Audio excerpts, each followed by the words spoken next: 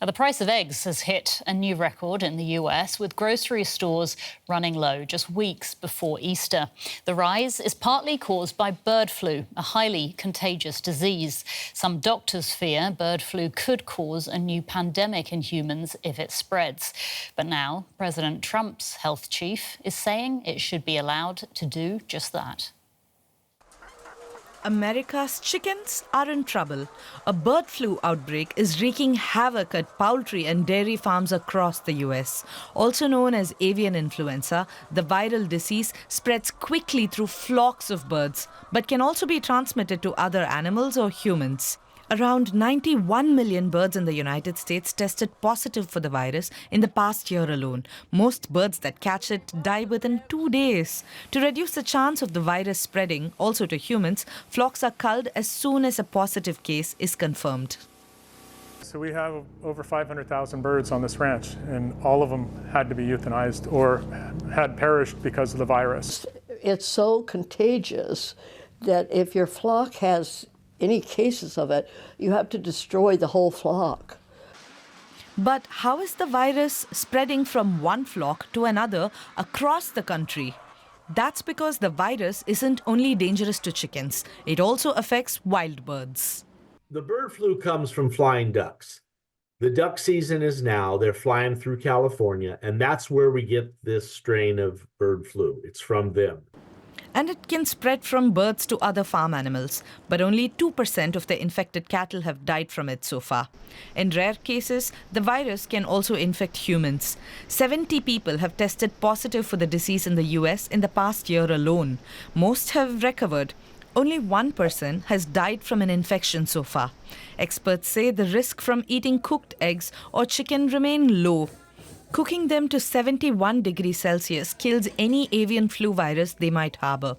Human infections in the US remain rare and mild. The most common patient symptoms are eye irritation, fever, and cough. However, the more people who get the infectious disease, the higher the chance that the virus could evolve into a more dangerous or deadly form. This is why warnings advise staying away from dead birds and animals and wearing protective gear when dealing with poultry and cattle. Meanwhile, U.S. Health Secretary Robert F. Kennedy Jr., a vocal vaccine skeptic, has a different idea. He has suggested American poultry farmers could create a kind of disease-resistant super chicken by letting the disease run through the flocks in order to identify, preserve, and breed animals that prove immune. But scientists say this is a bad idea.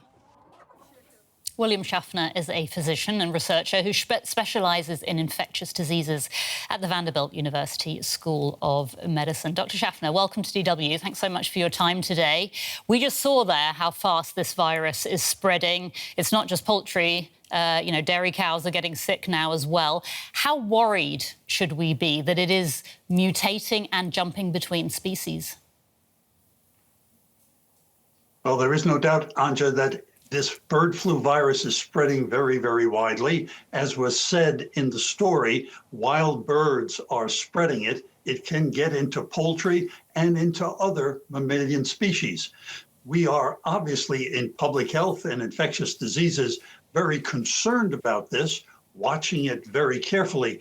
But the risk at the moment to the average person is very, very low. We're more concerned about people who work in the poultry industry and the dairy industry.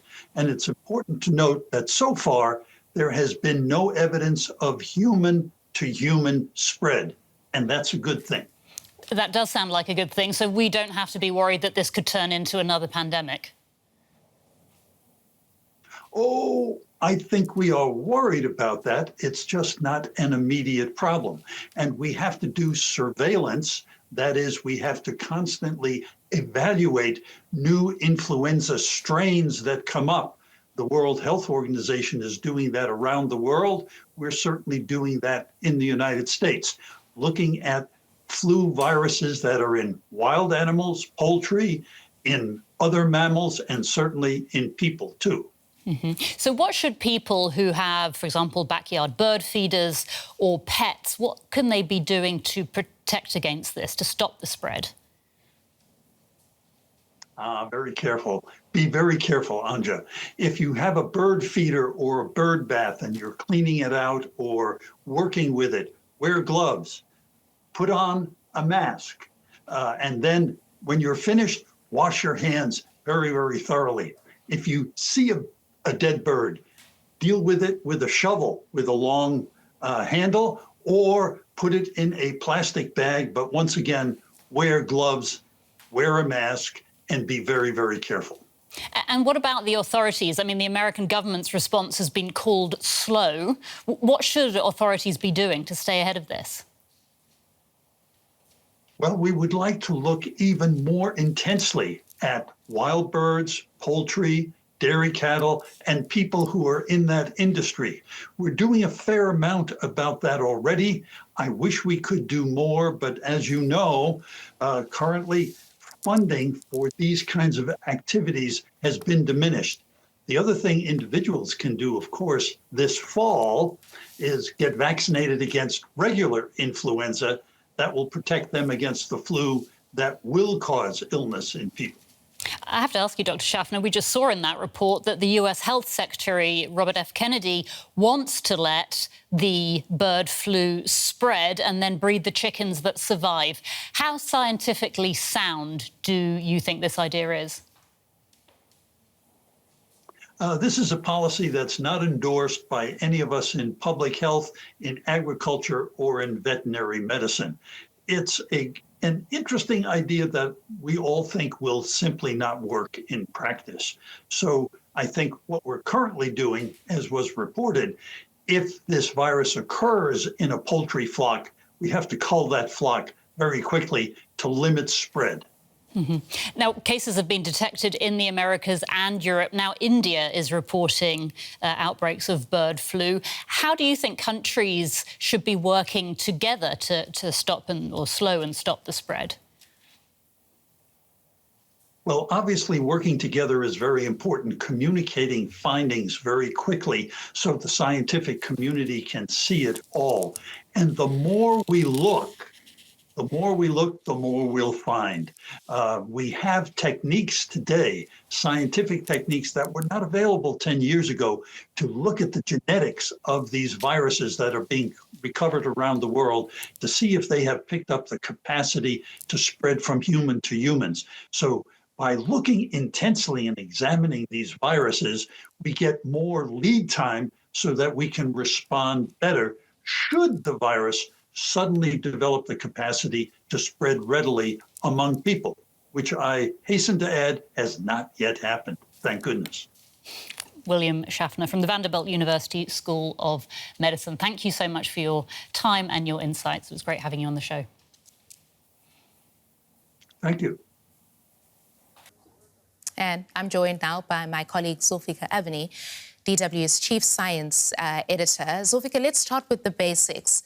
What exactly is the US Health Secretary proposing when it comes to handling the bird flu outbreak on poultry farms? Well, allow me to say, first of all, that I'm inclined to say that bird flu is a bit of a distraction, but it is indicative of a broader approach that has been taken by the Trump administration and indeed, as you say, the Health Secretary, Robert F. Kennedy Jr., to public health. And it does all boil down to eggs. Just bear with me on that. RFK Jr. has said that it may be an idea to let this virus, and there are actually two strains of avian flu virus, spreading through bird flocks, to just spread through these flocks, millions of chickens, and just monitor the ones that die, cart them off, and then focus on the ones that survive, because they might have an immunity that he says, the mallards or the ducks have, these wild birds have. The problem with this is that, as RFK Jr. says himself, the price of eggs goes through the roof.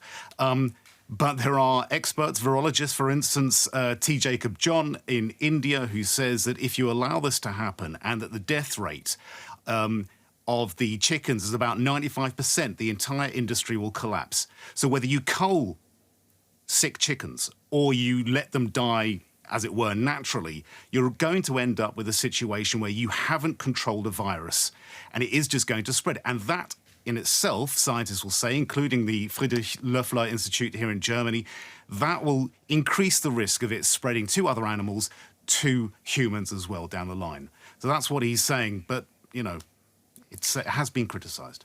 Right, yeah. I mean, you pointed out what the experts have been saying on that. They're essentially saying that this will backfire dramatically. In what other ways would we see that happening?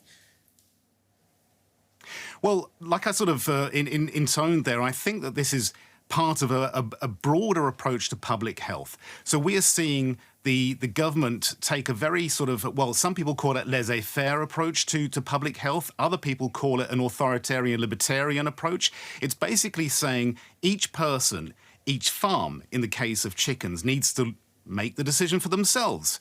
We see this also with things like the measles outbreak in the States. You can take the vaccine if you like. We're not going to stop anybody taking the vaccine, says the Trump administration. But at the same time, they sort of muddy the waters with all sorts of ideas about codfish oil and vitamin A and vitamin D. They're two different things. You know, those sorts of things might help you stay healthy in general terms, may stop you getting add-on infections if you were to catch a disease such as measles or indeed a form of influenza.